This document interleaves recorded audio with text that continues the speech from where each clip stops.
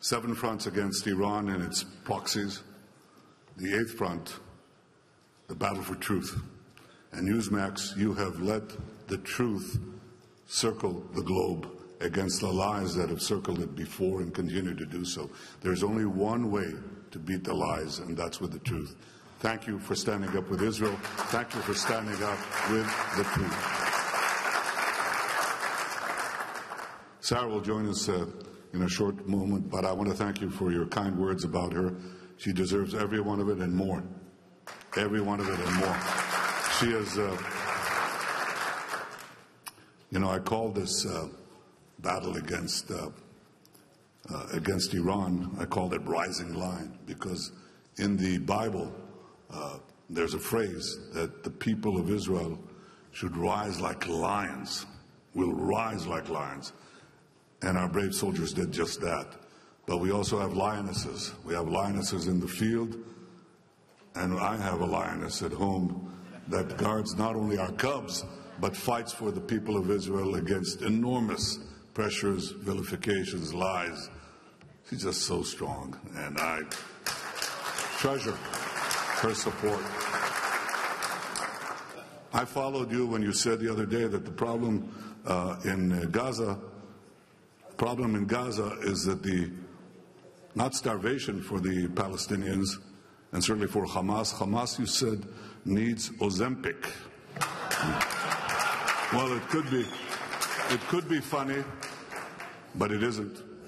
It could be funny because it's not funny, because the deliberate starvation policy, the only deliberate starvation policy that we see in Gaza, is the starving of our hostages. And you can see that when you look at their captors and you see our emaciated hostages and these corpulent guards, tormentors. And that's a way to puncture the falsehoods, because the battle, the 8th front that I was talking about, is the battle to puncture the lies and bring out the truth. Israel has no starvation policy.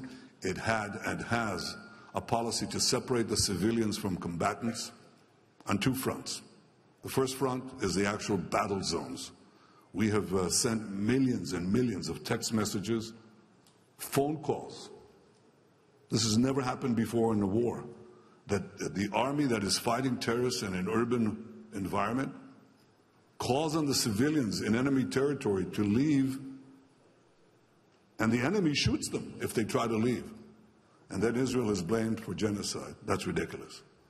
It is a blatant falsehood, and one of the first and most important lies that has to be exposed. The genocidal element is Hamas.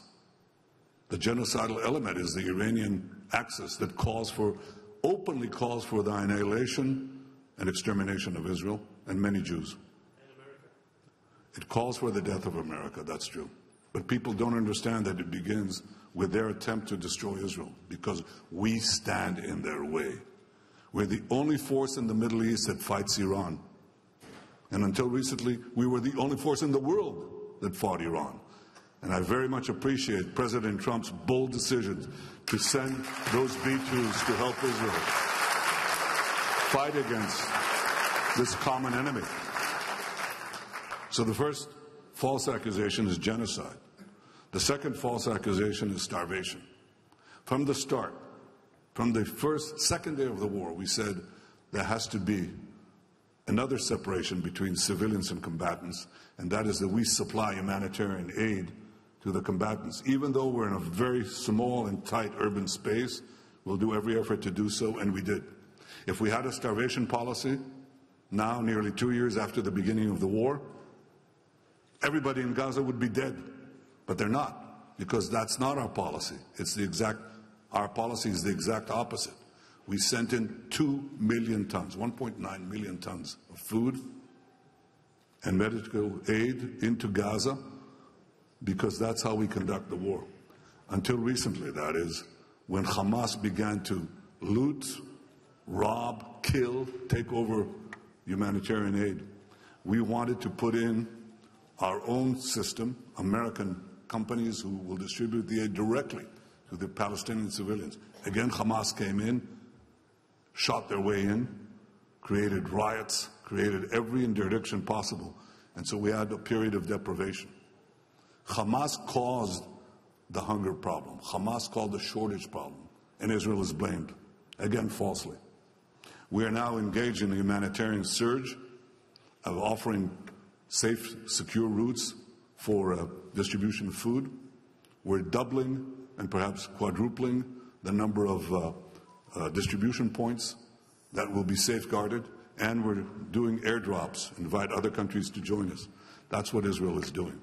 And as a result, now hundreds of trucks go in daily, and that hunger problem, that deprivation problem, has basically been solved. What has not been solved, what has not stopped, is a campaign of lies, and especially those photographs of 3 children. One of them in the New York Times, the reputable New York Times. Nobody's laughing. They put a photograph of an emaciated child, and they said this is the cause of hunger. He's embraced by his mother. Of course, the mother is not emaciated. The brother is not emaciated. But this child was not emaciated from hunger. He was emaciated by a genetic disease, cerebral palsy. And 2 other children, same thing, made the great pictures and so on. Horrific, heart-wrenching pictures, because it does tear your heart out when you see this.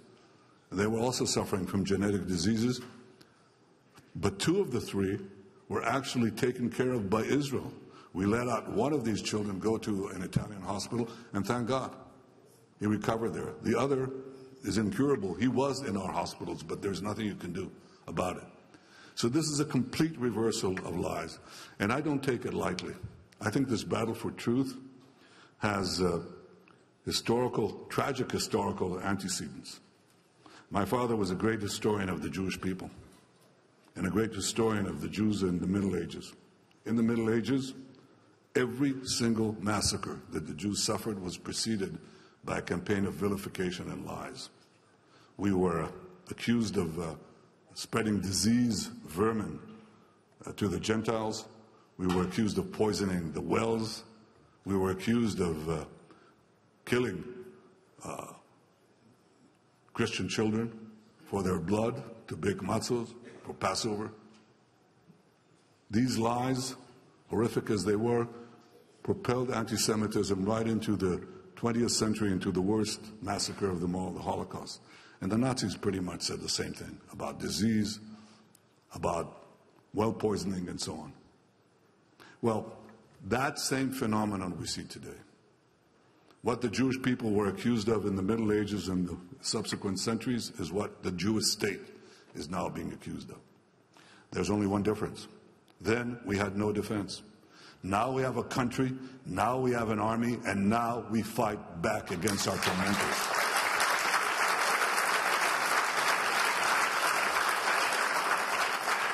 And now we have a great ally in the form of President Trump and many of the American people. Yes, some have fallen victim to these lies and have followed them and swallow hook, line, and sinker. And I'm talking about, all these lies of Hamas, statistics of Hamas, false pictures of Hamas. But many Americans have not, most Americans have not. They recognize that Israel stands for the same values as America. They recognize that we are fighting the barbarians at the gate. And when I say barbarians, this is not hyperbole. It's not only the goal of destroying Israel, it's even the method that they use to murder and mutilate the heathen, as they call them. And we saw that on October 7th in the murder and rape and beheadings. The murder of women that you have just raped, and the beheadings of men, and the mutilation of bodies, and the burning of babies, and the taking of over 250 hostages, grandmothers and their grandchildren, Holocaust survivors. That is the passion, and the fact that they went with GoPro cameras so people could boast about it. There is something wicked and evil in this. And yet you have on American campuses the people even the schools that I went to in Boston, Alan Dershowitz, you were in Harvard, I was at MIT. Can you say something in their defense right now? No. Yeah, I figured. Neither can I, because I think it's atrocious. Yet you have people there siding with Hamas, siding river to the sea, basically the river to the sea. You'd think that this is a huge country. The river is the Jordan River. It's hardly a river, it's a stream. I'm telling you that. And the sea is a few kilometers from here. In between Sandwich is the state of Israel, this tiny, giant country, you know. It's a giant country, but it's tiny in dimension. And they basically say, wipe it off the map. And they don't understand what they're fighting for. Maybe some of them do. But our people who joined them don't even know what they're talking about. And it's not only the savagery of Hamas and the Iranian terror axis. In Syria, just a few weeks ago, we stopped the savage massacre of Druze, a non-Islamic sect. And we saw, and these people who hate them hate us and hate America, and they chant the same thing: death to America, death to Israel, death to the Jews, death to the heathen. And the Jews happen to be the heathen, a small minority. And they went into their town of Sweda, and they butchered the men. They raped the women, the nurses, and then shot them. They burnt babies, and they added a few things. They added it, and you saw it live, and you have to see it to understand this. I mean, you see a Druze civilian wounded lying on the ground, and one of these fanatics, these unbelievable savages, they go in, knife the guy, tear out his heart, and then eat it. And it takes a few seconds for death to come.